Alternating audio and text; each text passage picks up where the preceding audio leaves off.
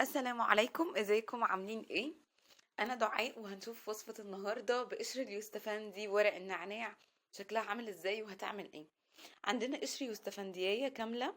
انا قشرتها بالشكل ده عشان يكون سهل عليا ان انا استخدمها في الوصفة دي واحطها في البخاخ. يعني عندي بخاخ تمام، يكون نظيف من جوه، حتى لو كنت بتستخدميه قبل كده بس يكون نظيف ما فيهوش اي حاجه.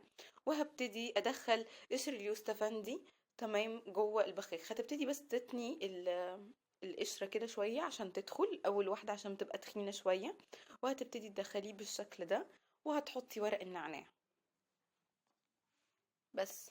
كمية ورق النعناع دي اللي هي 3 تنصاص أعواد كده نعناع وقشر يوستفندية كانت كافية جدا مع حجم البخاخ بتاعي. عايزين تكتروا النعناع أكتر من كده مفيش مشكلة، بس مش هتحتاجوا إن شاء الله أكتر من الكمية دي في أي بخاخ. وهبتدي أحط عليه آخر مكون معايا، هو الخل الأبيض. أي نوع انتوا بتستخدموه خل أبيض مفيش أي مشكلة، مش لازم نوع معين.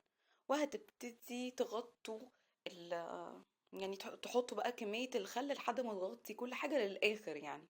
بس خلي بالكم ما تملوهاش للآخر قوي عشان لما تحطوا البخاخة بقى ما يطلعش من يعني من بره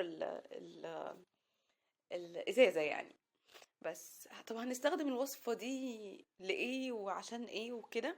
الوصفة دي هنستخدمها ان شاء الله لكل ما هو استانلس: الحنفيات بتاعة البيت، الخلاط بتاع الدش، كمان تلميع اخر كده، تديها كده رشة في اخر حاجة خالص وانتي بتغسلي البوتاجاز.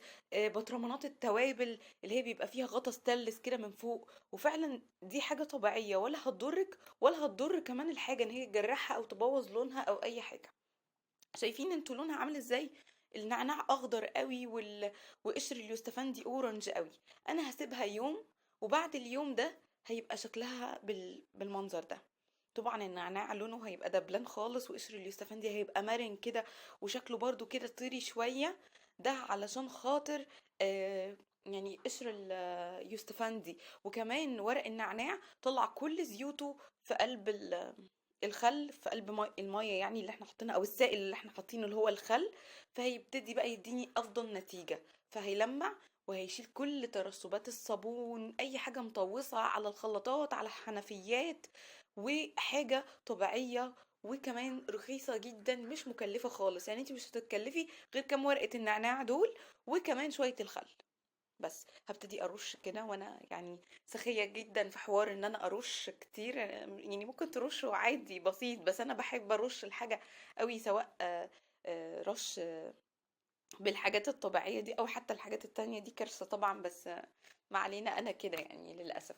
بس هبتدي ألمعها بفوطة قطن او اي حتة قماش قطن، مفيش اي مشكلة خالص. وهتعاملي الخليط اللي في البخاخ ده كما لو كان ان هو جلانس مع الحاجات دي، هترشي وهتلمعي بفوطة قطن بس. ويمكن انا كمان خد مني وقت لان انا كنت بصور ورا الكاميرا، فكان صعب عليا ان انا يعني انا عايزه اصور وفي نفس الوقت ايديا مش متحكمه قوي علشان الكاميرا تبقى جايبه لكم كل الصوره واضحه عشان تبقوا شايفينها قدام عينيكم بس.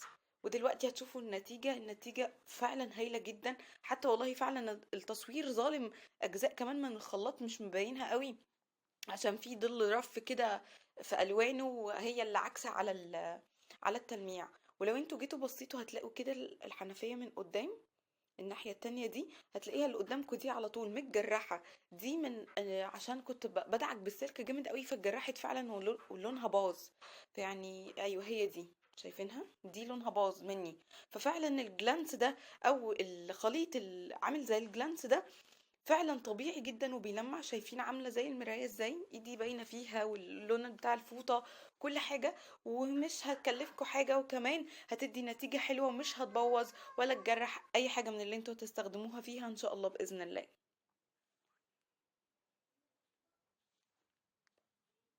شايفين حتى هنا في صابون لازق كده جامد اهو، هرش عليه، ممكن ارش كمان زياده علشان اخد النتيجه 100%.